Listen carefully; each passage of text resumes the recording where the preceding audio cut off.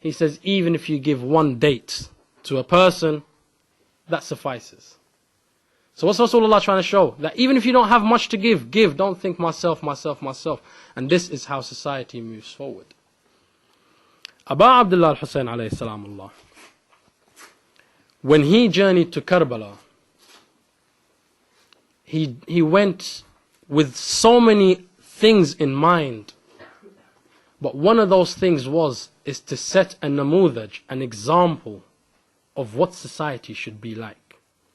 And the very first thing he established in society was hayhat min al-dhil.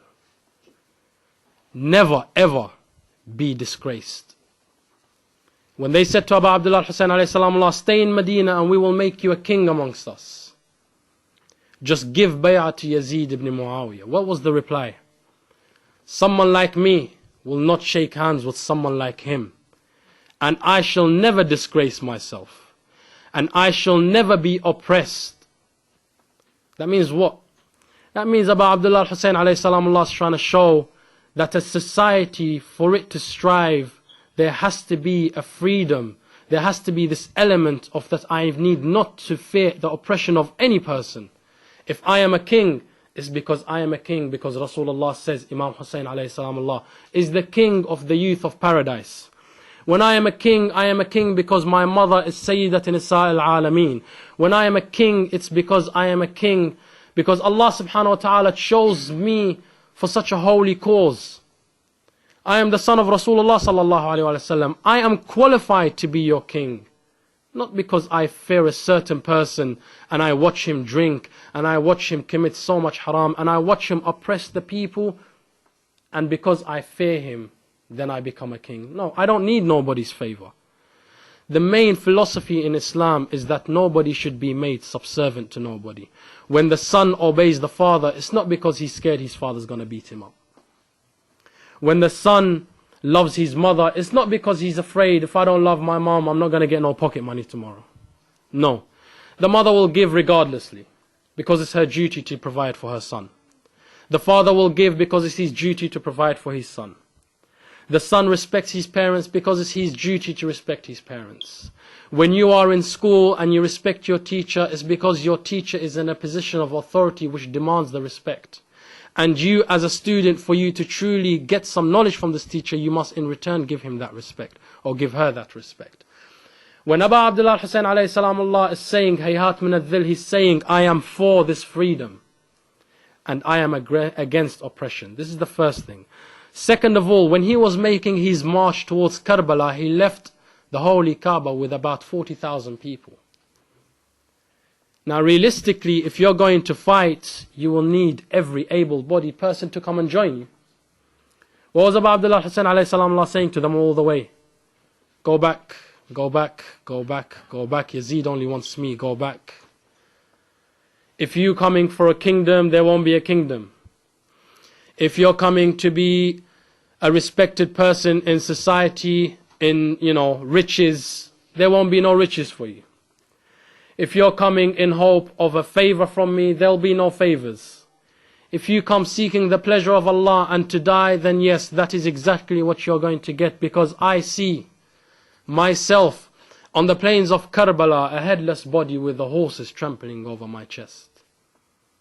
This is the philosophy, this is the prophecy about Abdullah Hussein alayhi salamullah was setting to the people, that this is what's going to be your end. If you truly want this, then come and join me. But if you want anything else, no, I'm not going to give you this kind of stuff. So what is he trying to show here? That you're willing to die. He's saying to them, are you willing to die for this cause? Then come along. Now this is what I call a filtering process. I gave this example before and in a different majlis, and somebody came up to me after the majlis and said, I don't think you should have given this example because it's not befitting of Abu Abdullah Hussein alayhi salamullah to be compared with theatre plays or to be compared with the making of a film. When I give an example, there is nothing, if you want to talk about principle of finding something which is worthy of Abu Abdullah Hussein, the only example I can give you is the example of the other Ahlul-Bayt. Because truly they are the only ones who are worthy of being on the same level of Abdullah Hussein alayhi salamullah. But when I use contemporary examples, it's because these are the things which we understand. So I'd like to put things in perspective in a way which we can understand them better.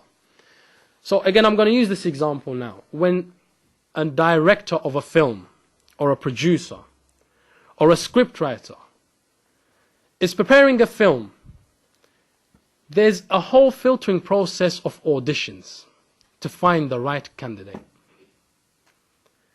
You don't take anybody who comes along, turns up for the audition. You don't say, right, we've got 600 people, we're going to make a film with 600 people. No, I need 30, 40 people because realistically, this is the only amount which I need to deliver this message. Abu Abdullah al-Hussein alayhi salamullah did the exact same thing in Karbala. On his way, there was a filtering process to find the right candidates. So when somebody comes, for example, like Dr. Zakir Naik, who comes and says Yazid was the Madlum and Imam Hussein alayhi salamullah was the Zalim. Maskeen Yazid, he was in a castle and Imam Hussein was the Zalim. I don't see how that happens. Now, if this person truly went and examined the individuals in Karbala, the society which was constructed in Karbala, no way on earth could an unbiased person turn around and say what Dr. Zakir Naik is saying. Dr. Zakir Naik is speaking depending on how much is being put in his pocket. Realistically. But Abu Abdullah al-Hussein alayhi salamullah, when he went, what did he do? He filtered. He took out every person who will deface the value of the movement of Karbala. He said, I don't want you. And he was saying to the people that for any movement to be successful, you need to find people with total ikhlas, people who are willing to die for this cause. And on this point, I want to say one thing about Abu Abdullah al-Hussein and Imam Ali ibn Abi Talib alayhim salamullah respectively. You see, sometimes in Arabic we say mirar al-kiram, which means you just generously nod your head towards an individual. Right? So for example, live like Ali, die like Hussein is something we constantly say, or we constantly hear over and over again. But this is something we only just look at and we nod our head towards. We don't truly examine what is the words that are being said. Live like Ali, die like Hussein. Why is it live like Ali and die like Hussein? In the time of Ali ibn Abi Talib alayhi salamullah, Islam needed somebody to live for it. Islam needed somebody who gave their entire life living it simply for Islam, simply for the pleasure of Allah subhanahu wa ta'ala, and simply for establishing Islam. Whereas in the time of Abu Abdullah al-Hussein alayhi salamullah, Islam needed somebody to sacrifice for it. It needed an individual who was willing to give their life wholly for Islam. Today we have something of a similar aspect. So many people say, I want to die for Islam, I want to be a shaheed, I want this, I want that. No, today Islam needs people to live for it. Today Islam is calling for Ali ibn Abi Talib alayhi salamullah. Without a doubt it's calling for Imam Hussein alayhi salamullah. But Imam Hussein did not go out and blow himself up fi sabilillah. No. Imam Hussein alayhi salamullah, what does he say to Abu Fadl al-Abbas? He says to him, Abbas, put your sword away. Today we are defending our religion. We're not attacking nobody. In the same sense, if you're going to die like Abu Abdullah al-Hussein, you die defending your religion. You don't die killing somebody. This is why Shia Islam, which we say truly is the Islam of Ahlul-Bayt, which is the Muhammadi Islam, not the Islam which followed suit afterwards, diverting. No, the true essence of Islam is what Rasulullah sallallahu alayhi wasallam put forward. In this sense, it's that you defend the religion of Allah with your life. You don't defend it by taking somebody else's life, you defend it with your life. This is with respect to live like Ali, die like Hussein. And inshallah we will examine in the following days how this extreme Islam came about. Because the Islam of Rasulullah sallallahu alaihi wasallam over 20 years is spread so much, and how many people died? The maximum figures that is given for the amount of people that died from both parties is 1,400.